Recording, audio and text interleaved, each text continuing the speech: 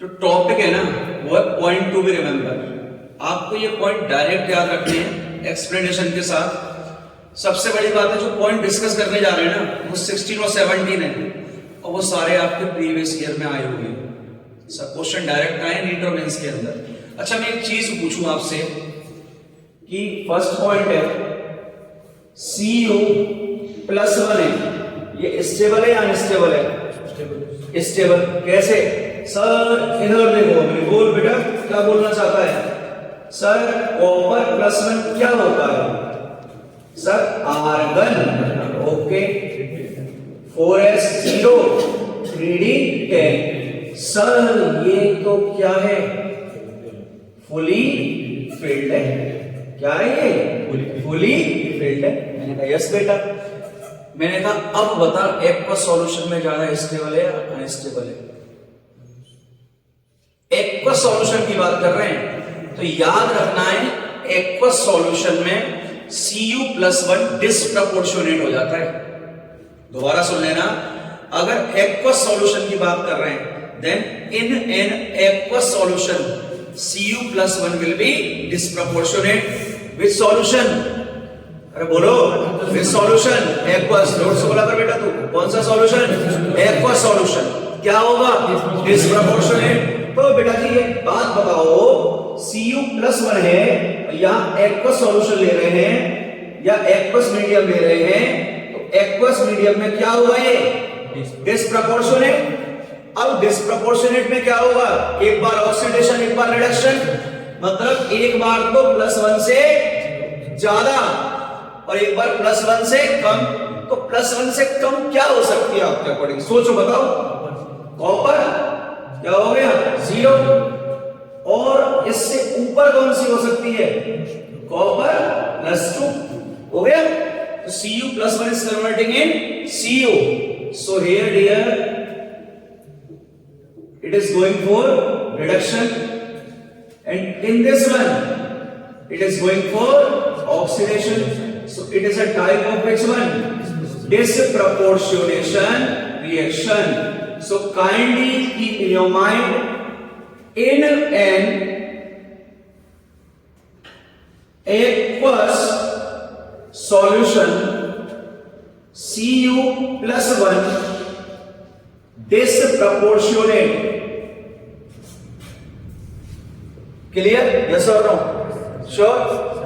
Now see, second point I am writing here.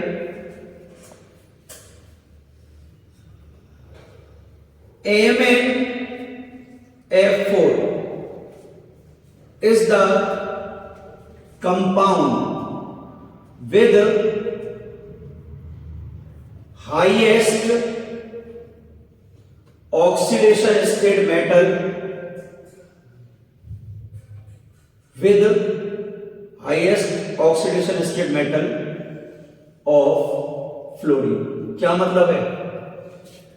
हम बात करें फ्लोरीन है ना, वो मैक्सिमम कितने के साथ स्टेबल हो सकता है? +4। Mn किसके साथ होगा? +4। या +5 नहीं ले सकते। अगर MnF5 बना दोगे ना तो नहीं बनेगा। क्या नहीं बनेगा? MnF5 नहीं बनेगा। क्लियर? और ले लो, MnF6 बनेगा? नहीं बनेगा।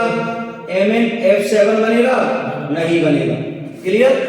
अगर मैं यहीं पर थर्ड पॉइंट लिख दूं, ये MnF7 do not exist but Mn2O3 to 6 Mn2O 4 ले लें 8 Mn2O 7 -1 exist. What is the reason behind this? See, MnF7, fluorine and oxygen can stabilize higher oxidation number. I am not saying highest. They can stabilize higher oxidation number, but highest will be highest will be stabilised by which one? Oxygen. भाई मैं क्या बोल रहा हूं, जो higher oxidation state है ना, उन्हें फ्लोरीन भी स्टेबलाइज करता है और ऑक्सीजन भी। मैंने हायर बोला है, हायर, हाईएस्ट नहीं बोला। तो हाईएस्ट को कौन स्टेबलाइज करेगा बेटा? कौन सा एटम? Oxygen atom. यहां तक क्लियर है ना? श्योर है? क्यों ऑक्सीजन एटम? ऑक्सीजन क्या फॉर्म करता है? Double bond. क्या फॉर्म कर रहा है? Double bond. Pause. Point number second और third? Fourth. Point number fourth, all metals of D block, all metals of D block form their oxides, form their oxides except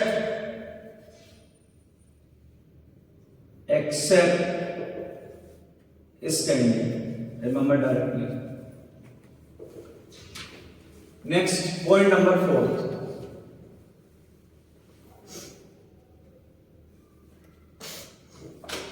The metals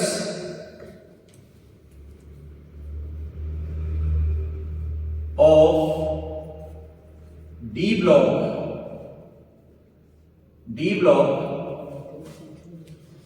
with higher oxidation number show acidic nature. Show which nature beta? Acidic nature. Acidic nature. मेरा इसको समझाने का तरीका अलग है, लेकिन concept fit होता है। देखना, मैंने पूछा Mn2O7 -2L और MnO4 लो, MnO4 -2L या Cr2O7 -2L, ये दोनों दे दिया मैंने आपको। सबसे पहले ये चेक करो ऑक्सीडेशन नंबर क्या आ रही है? +7 और +6। क्या ये अपने मैक्सिमम में है या नहीं है? है। क्या ये इससे ऊपर जा सकते हैं? क्या मैंगनीज +7 से ऊपर जा सकता है? नहीं जा सकता। क्या क्रोमियम +6 से ऊपर जा सकता है? नहीं जा सकता। अब ऊपर नहीं जा सकता तो नीचे तो आना ही पड़ेगा। क्या बोला मैंने? ऊपर नहीं जाए तो नीचे आना पड़ेगा। तो जब नीचे आएगा मतलब +7 से कम आएगा, तो इलेक्ट्रॉन लेगा या देगा? लेगा। और लुईस के अकॉर्डिंग जो लोन पेयर लेता है वो क्या होता है? एसिडिक। तो भैया लोन पेयर में भी तो इलेक्ट्रॉन ही है, उन पर भी तो नेगेटिव चार्ज है। नहीं समझे? दोबारा समझो। मैक्सिमम है, मैक्सिमम से कम होगा तो इलेक्ट्रॉन लेगा। अगर इलेक्ट्रॉन ले रहा है तो लुईस के अकॉर्डिंग जो लोन पेयर लेता है वो एसिड होता है। लोन पेयर में नेगेटिव भी तो है, तो ये नेगेटिव भी तो ले रहा है। तो ये हाईएस्ट में कौन सा नेचर शो करेंगे? Acidic nature. Acidic nature 6 point है बेटा, यहां लिख रहा हूं। -1 ले रहा हूं इसको, करेक्शन कर लूं, कोई दिक्कत नहीं, समझ जाएगा इसको। क्लियर? अब इधर देखो एक मिनट, पॉइंट नंबर 6 मैंने दिया है। पॉइंट नंबर 6 भी नीट के अंदर बहुत पूछा गया है। यहां पर एक ऑर्डर लिख रहा हूं मैं, BO2 +1 Cr2O7 -2 MnO4 -1। Oxidising nature सबसे ज्यादा किसका होगा ये चेक करना है। हाँ बेटा सही बोल रहा है, बोल। MnO4 -1 correct. क्या चार्ज है? +7। क्या चार्ज है? +6। इस पर क्या चार्ज है? प्लस 3 नहीं, 2 इंटू 2 4, क्या आता है -4, और मैंने बोला है -4 को क्या लेते हैं +4, ऊपर क्या है +1, ये क्या आया +5 आ गया। 7 इंटू 2 क्या होगा -14, क्या लिखो +14, माइनस क्या कर दो 2, 12, कितने आइटम है 2, 12/2 इक्वल टू क्या आ गया 6, कितने आइटम है 4, एक पे क्या होगा -2, दो पे क्या होगा +2, इंटू क्या होगा 4, माइनस क्या करोगे 1, कितना हो गया 8 - 1 7। समझ में आ गया पैटर्न। तो अगर ऑक्सीडेशन नंबर ज्यादा है, क्या बोला मैंने, ऑक्सीडेशन नंबर ज्यादा है तो ऑक्सीडाइजिंग करैक्टर भी क्या होगा उसका ज्यादा। तो यहां पर लिख रहा हूं मैं किसका ऑक्सीडाइजिंग नेचर सबसे ज्यादा होगा, इसका फिर इसका। तो यहां एक लिख लो oxidising nature, oxidising nature is directly proportional to which one, oxidation number. और इसे डाल दो एक बॉक्स में, और बॉक्स के ऊपर लिख दो MTR, क्या मतलब है, मुझे तो रट ही डालो, कर दो भाई।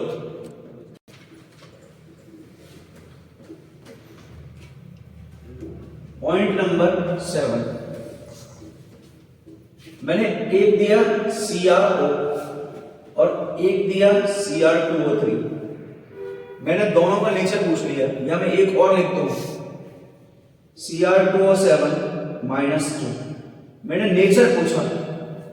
तीनों में से इसको तो आप इजीली बता दोगे क्या है, अभी अभी समझाया है, ऊपर लिख रहा है कहीं +6 है, +6 वाला तो क्या होगा आपको पता है एसिडिक,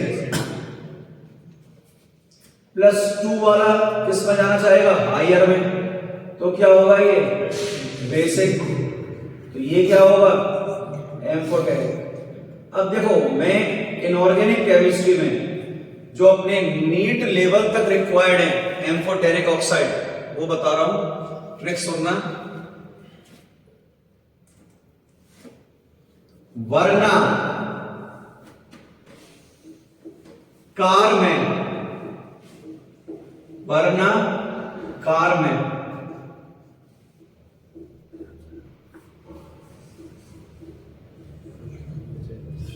जनाबे अली, विजिबल है इधर, जनाबे अली सुनेंगे प्रभु की, किसकी सुनने वाले हैं प्रभु की। तो देखो V का मीनिंग क्या होगा, सबको पता है कौन सा एलिमेंट है वेनेडियम, V से कौन सा एलिमेंट है वेनेडियम। यहां पर बात करें ये बताओ कि Cr से कौन सा होगा क्रोमियम, Zn से कौन सा होगा जिंक, Al से क्या होगा एल्यूमिनियम, Sn से क्या होगा टिन, Pb से क्या होगा लेड। लिख दिया मैंने। अब देखो वेनेडियम की बात करें तो वेनेडियम का फेमस है कौन सा V2O5, clear. Cr2O3, ZnO, Al2O3, SnO2 और SnO, दो होते हैं, ठीक है। क्या लिख रहा हूं मैं यहां पे SnO2 और SnO, PbO और PbO2 लिख लो।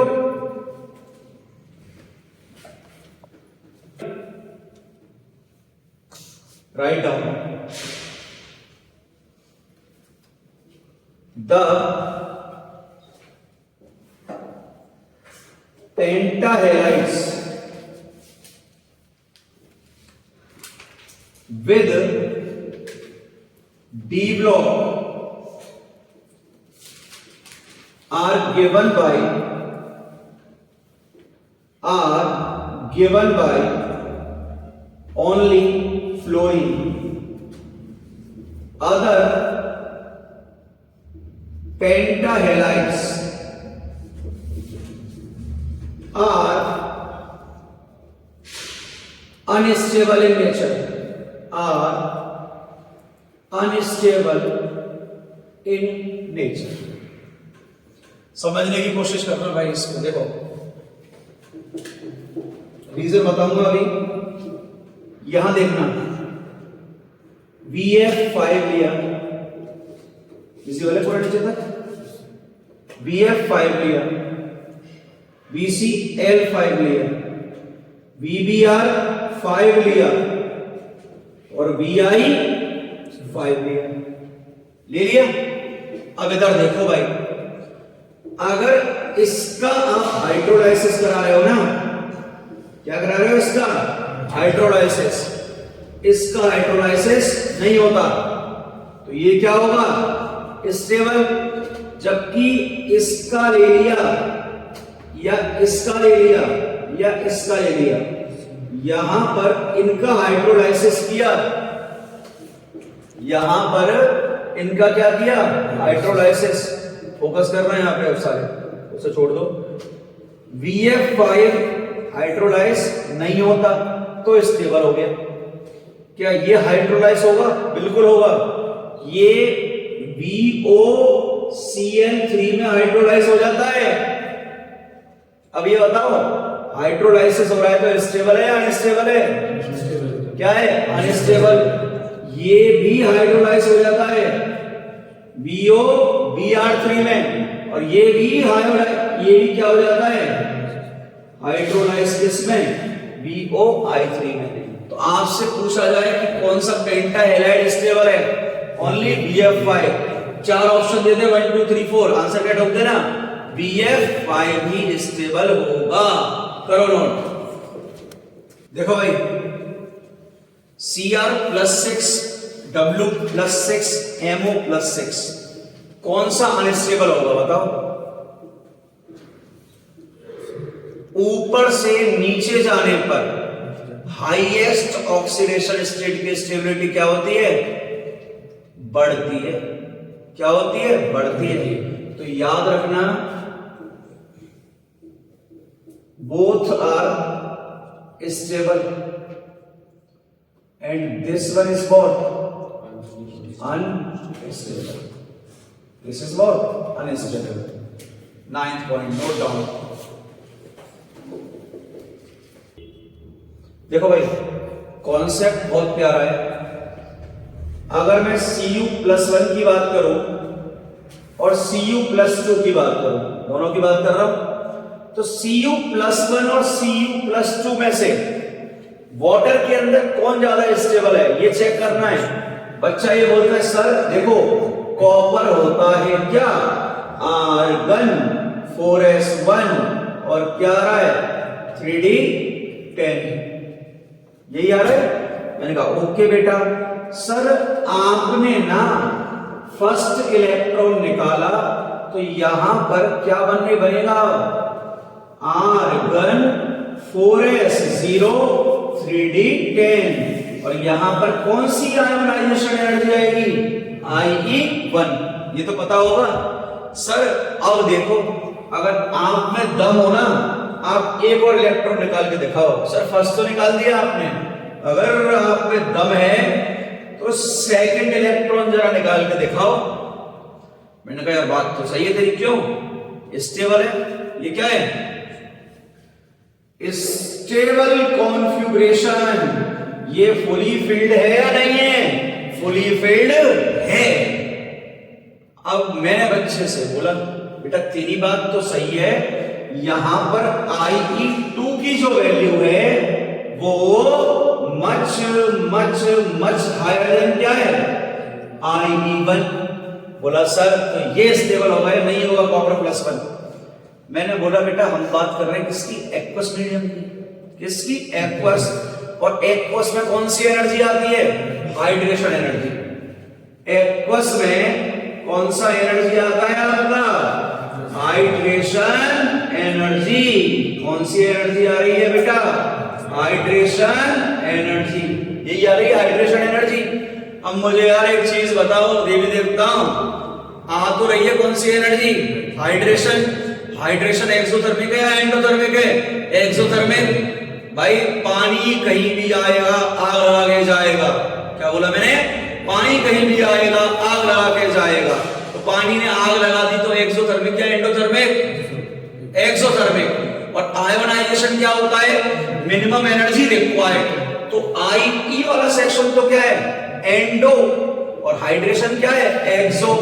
यहां पर हाइड्रेशन की वैल्यू IE2 से ज्यादा होती है। क्या बोला मैंने? यहां पर हाइड्रेशन एनर्जी की वैल्यू किससे ज्यादा होती है? IE2 से। तो कौन ज्यादा स्टेबल होगा? कॉपर +1 होगा या कॉपर +2 होगा? भाई हाइड्रेशन एनर्जी ज्यादा है, जितनी ज्यादा एनर्जी निकलेगी उतना ही क्या बनेगा? स्टेबल। तो Cu+1 ज्यादा स्टेबल होगा या Cu+2? Cu+2 due to which one? Hydration energy. Clear है यहां तक? पक्की बात है? करो नोट भाई।